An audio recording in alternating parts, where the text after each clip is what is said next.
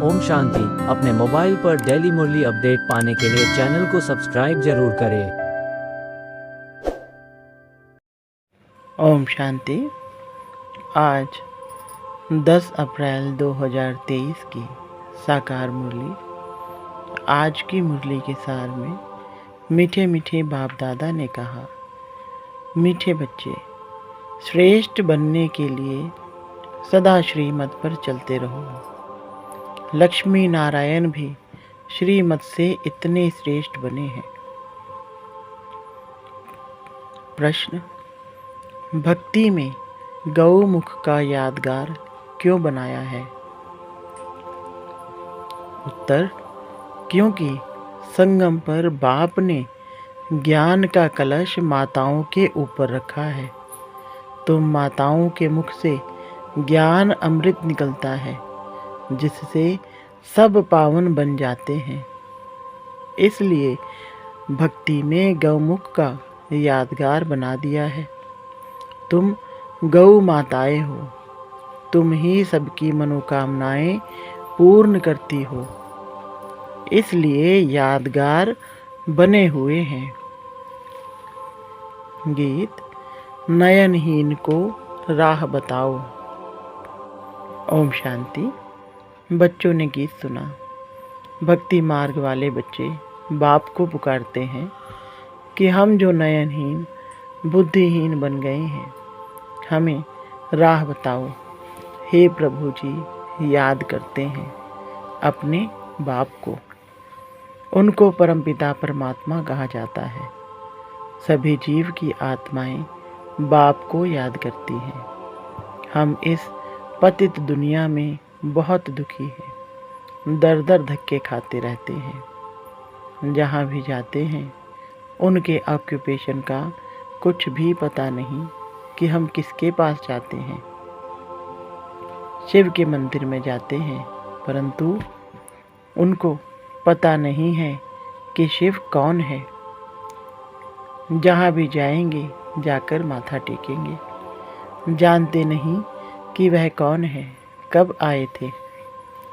लक्ष्मी नारायण के मंदिर में भी जाते हैं, लेकिन जानते नहीं कि यह कब आए, कैसे राज्य लिया, कुछ भी पता नहीं। देलवाड़ा मंदिर में जाते हैं, वहाँ आदि देव बैठा है, परंतु जानते नहीं यह कौन है। जगत अम्बा के पास जाते हैं, परंतु वह कब आई, क्या किया, कुछ नहीं जानते।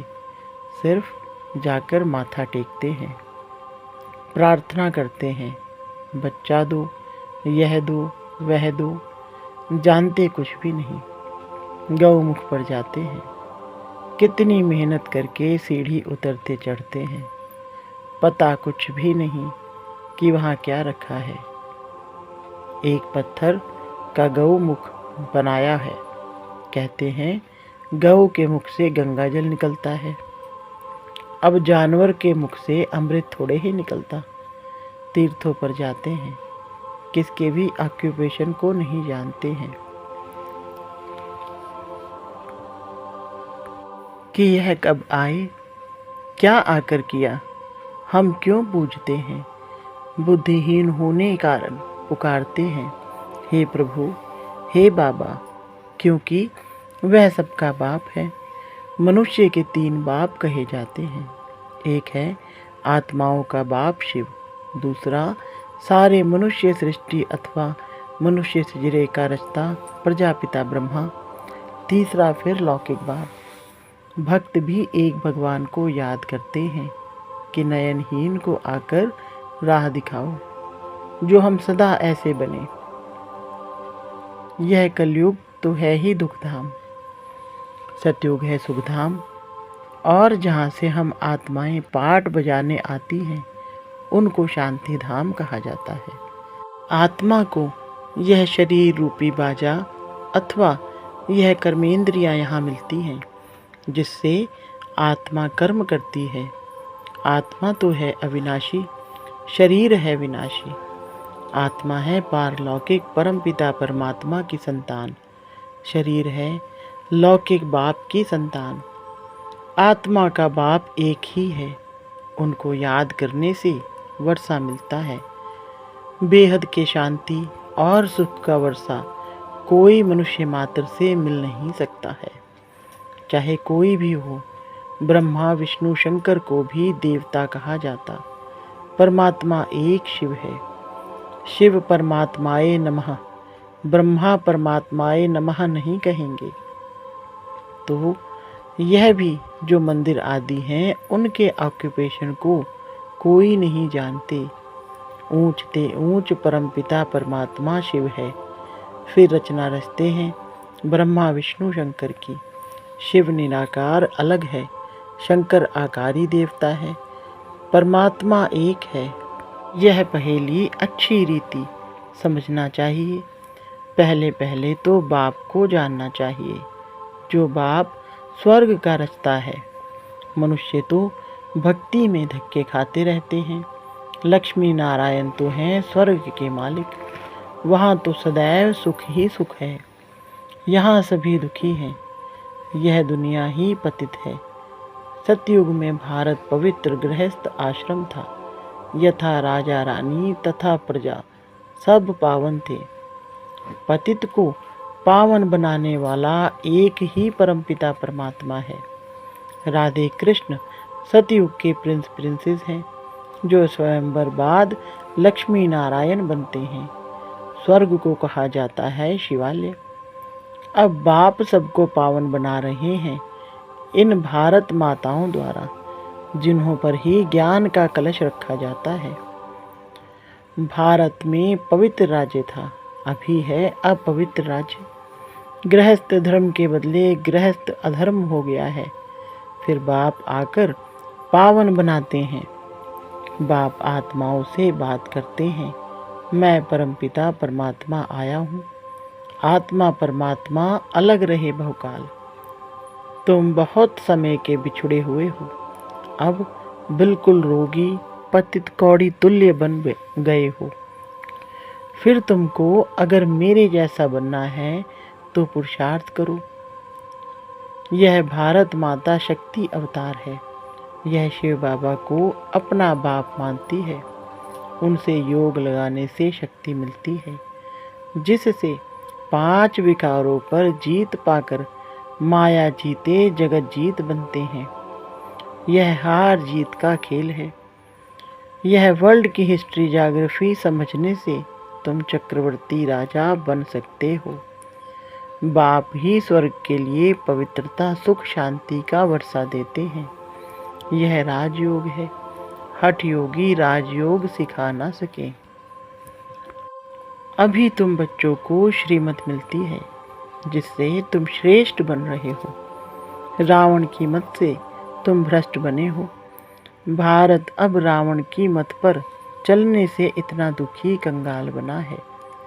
जगदम्बा सबकी मनोकामनाएं पूर्ण करने वाली थी। वह भी माता थी। जगदम्बा ने श्रीमत पर भारत को स्वर्ग बनाया था, इसलिए उनकी इतनी महिमा गाई जाती है। पवित्रता के बिगर तुम पवित्र दुनिया का मालिक बन नहीं सकेंगे। आधा कल्प भक्ति मार्ग चलता है। अब बाप कहते हैं फिर पावन दुनिया का मालिक बनना है, तो आकर समझो। अब श्रीमत मिलती है तो उन पर चलना है। मेरा तो एक शिव बाबा, दूसरा ना कोई। मनुष्य तो 84 जन्म लेते हैं। तुम शक्तियाँ हो।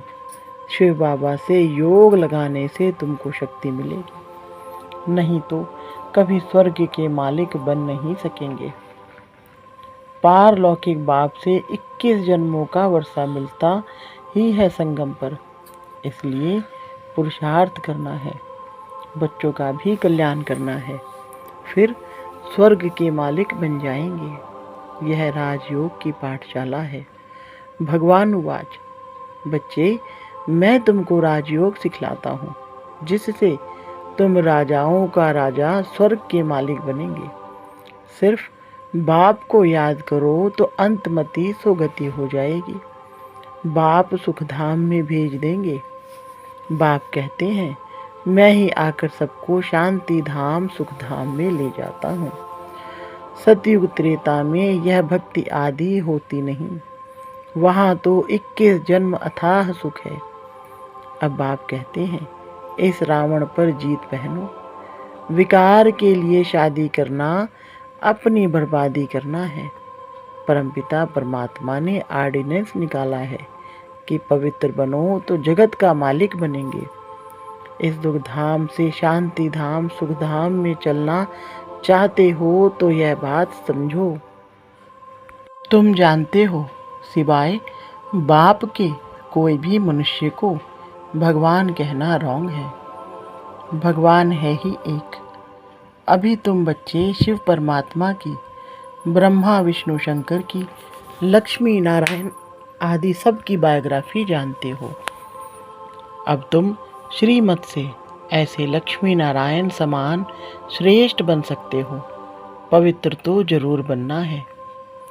परमपिता परमात्मा की श्रीमत पर एक बाप को याद करते रहेंगे और पवित्र बनेंगे तो 21 जन्म का राज्य भाग्य मिलेगा। कितनी सहज बात है। यह समझने से तुम भक्ति के धक्कों से, रोने पीटने से 21 जन्म छूट सकते हो।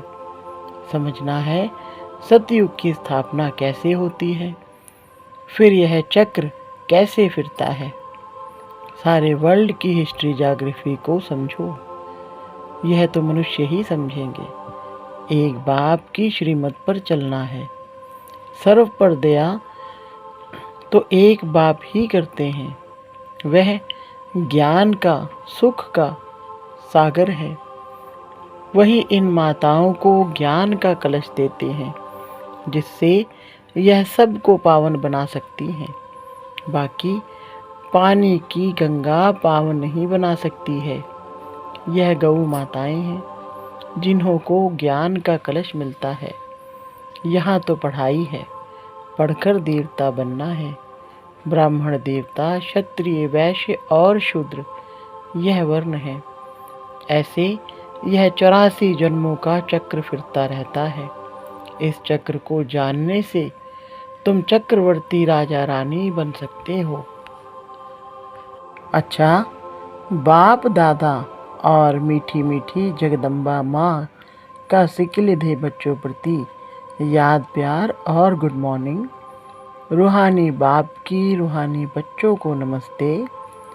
रूहानी बच्चों की रूहानी बाप दादा को नमस्ते जी।